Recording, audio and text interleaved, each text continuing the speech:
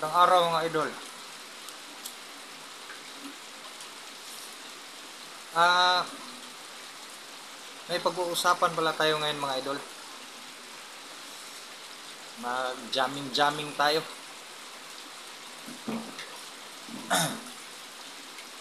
Mga idol,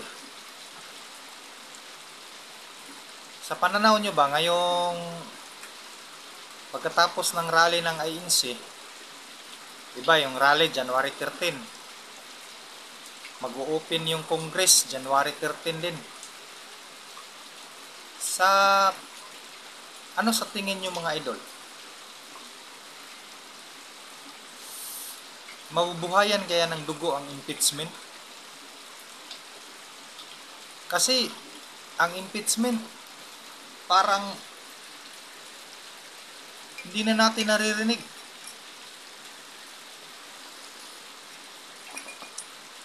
At saka yung Kongreso, day off din nila. January 13 pa yung balik nila. Kaya wala tayong naririnig sa impeachment. Ang tanong ko lang mga idol, ngayon kayang January 13, open na ng Congress. Bubuksan ba nila ulit ang impeachment? Pag-uusapan ba ulit yan? Kasi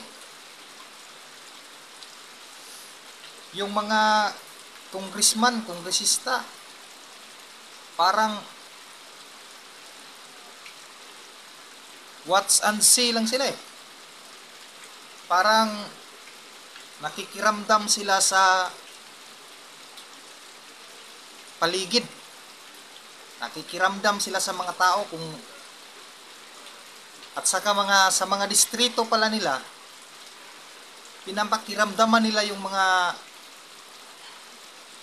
tao doon sa distrito nila kung ano ba talaga ang gusto, impeachment o wag nang ituloy ang impeachment. Kasi mga idol, oras na tinuloy nila ang impeachment, tapos yung constituent nila sa kanilang distrito, mga tao sa kanilang distrito, pag marami sa mga constituent sa kanilang distrito na ayaw sa impeachment, sigurado sila ang babalikan kasi pumirma sila sa impeachment complaint.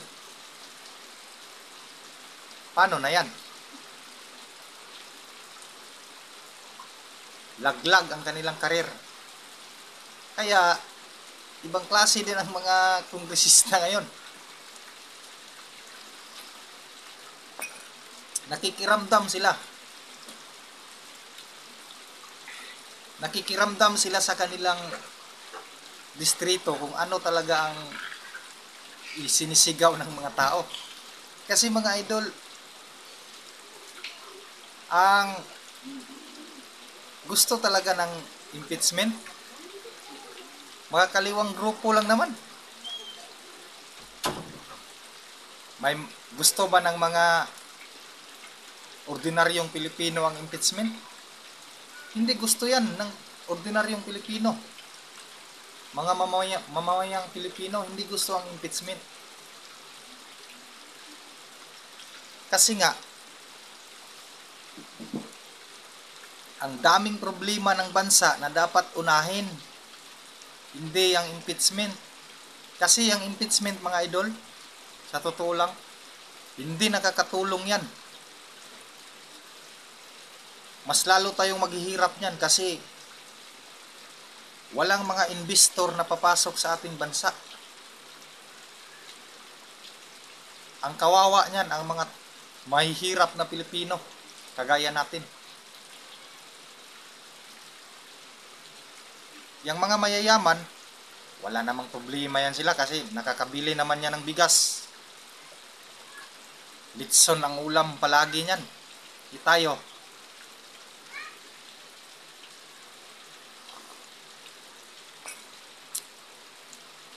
Kaya mga idol, mga kababayan, kung sino man ang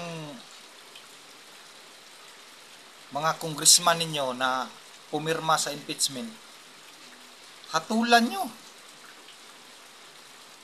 Kasi gusto nila na maghirap kayo. Gusto ng mga congressman ninyo na maghirap kayo. Kaya hatulan ninyo. Huwag na ninyong pabalikin sa kongreso.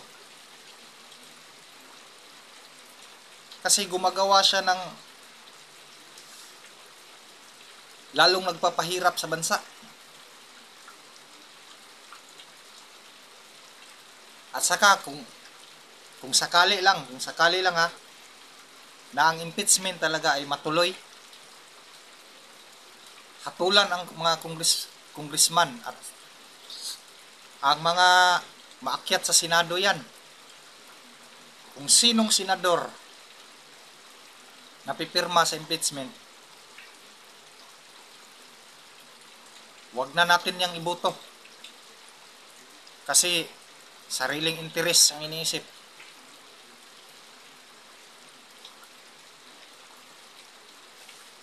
Hindi pwede yung ganyang mga impeachment. Nung sa panahon ni Irap, na-impeach si Irap, nakatulong ba?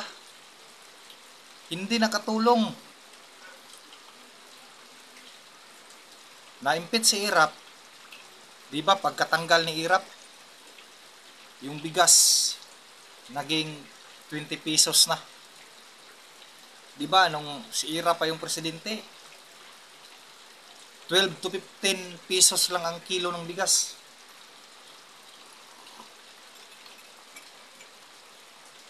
Kaya, lalong naghirap ang mga tao. Ngayon, magkano na ang kilo ng bigas ngayon? 50 to 60 pesos ang kilo.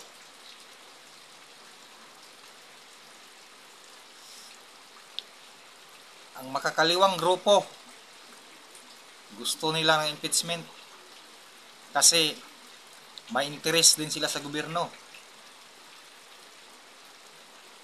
Gusto nilang hawakan ang Pilipinas.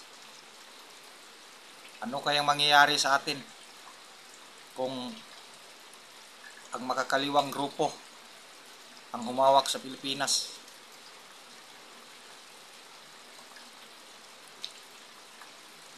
Alam nyo naman siguro kung ano ang mga makakaliwang grupo sa Kongreso. Makabayan, Akbayan, at Teacher Party List, ang Franz Castro,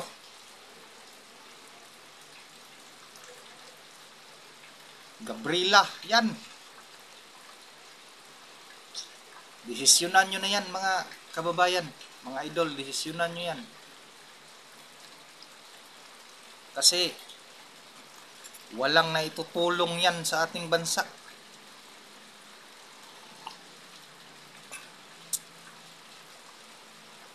May narinig na ba kayo na may naitulong ang mga makakaliwang grupo dyan sa Kongreso? Mga party list na yan, mga abang lingkod party list.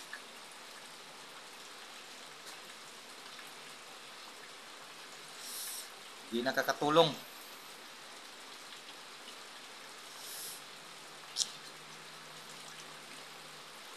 Kaya ang solusyon natin, ito lang ang masasabi ko sa inyo mga idol. Kung sino man ang pabor sa impeachment na mga kandidato, mga politiko, ibasura nyo na yan. At saka ang solusyon din talaga, makiisa na tayo sa rally ng INC. Sila ang tumayo. May tumayo ba na mga ibang relihiyon dyan? May tumayo. QGC, pero hindi nila kaya. Kasi Kunti lang naman sila at saka ginipit din sila ng gobyerno.